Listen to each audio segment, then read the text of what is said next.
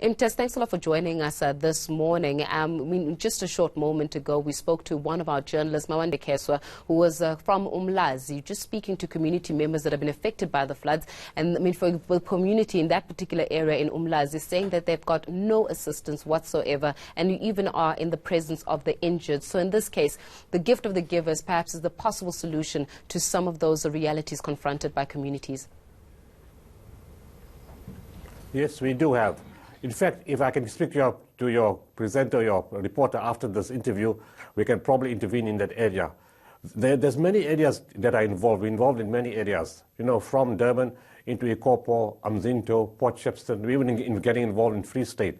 So we probably haven't been able to reach all the areas. And even in the areas that you go to, people are spread out in various halls, so we may have missed one or two along the line.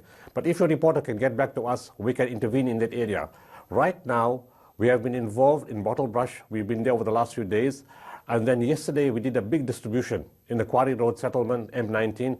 500 people benefited. We were also involved in Masinenge, a township inside Port Shepstone, where 50 people were affected, gone to a creche, and daily we were sending food supplies to that creche.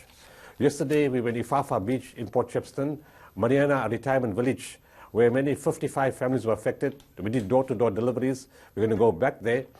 And then in Bottle Brush, when we went yesterday, the people said, thank you very much. We have been receiving food items from the neighbors, but we need homes. All 80 homes in the area were washed away. So we asked them, but we told them you can't build back there, it's too dangerous. So they said no, they're getting a new piece of land in an area, in a slightly safer place, and they want to build there.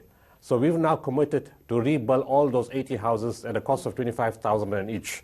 Those will be the first, and we're hoping to start maybe early Monday. We're going to be giving the contract today for 80 houses in that area. In addition to that, in Port Shepstone, over the weekend and next week, there's 1,000 people affected in one settlement, another 120 families in the second settlement, another 150 families in a third settlement. We'll be rolling out assistance for them also. And then in Free State this morning, teams are going across to help 500 families in a place called Brownville in Welcome. And also in MUT, Mangosuthu University at Technikon, 150 students have been affected. We'll be helping them this morning. So I'll be very, very happy to get the Umlazi contract and see what we can do to help those people also. Well, we're definitely going to make those contact details available to you, Imtiaz, and also looking at how is it that community members can get involved, also with Gift of the Givers. I mean, what are your specific needs and what have been the needs that have been communicated at the moment in time? One can imagine just listening to the residents of Umlazi, food, for example, is the basic food, fresh water, one can imagine. But you're also touching on a very interesting part, which is also sanitary, towels and packages, as well as hygiene items as well. Yeah, it's a full spectrum. If people have lost everything in rain, if houses have been washed away, I mean, you lost everything from the house to furniture to blankets, pillows, towels, linen, sanitary pads, diapers, baby milk powder, food items, stationery, school uniforms, shoes, clothing, everything is gone. And people look for some kind of hope. They need to see people taking an interest in their welfare and in their situation. And whatever you come with, they are very grateful.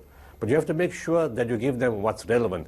And even things like cups, spoons, bowls, you'll be surprised what an impact that makes. For children, even soft toys, and even a sweet packet, brightens the eyes because it's a traumatic experience.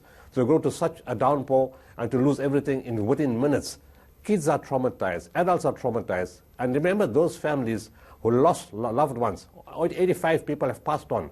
It's the biggest disaster in South African history to be caused by a storm. 85 people dead. It's incredible. In Marion Hill, when we were there yesterday, an old lady had passed on. She fell and the building collapsed on her. And she was looking after 9 children. We are now going to support those 9 children, and another 10 houses were destroyed. 100 people affected. That's another area we're looking at. But soap, face, simple things. It's not complicated. Soap, bottled water, face towel, normal towel, other items to wash, buckets, all those kind of stuff are very, very useful. And of course, a range of food items as long as they're non-perishable. Blankets, new clothing, kids' clothing. we will start packing all that of stuff. We're already distributing, and there's big campaigns taking place everywhere. And we thank South Africans. South Africans have been brilliant. We really thank you for your support. People, the media, and the corporates.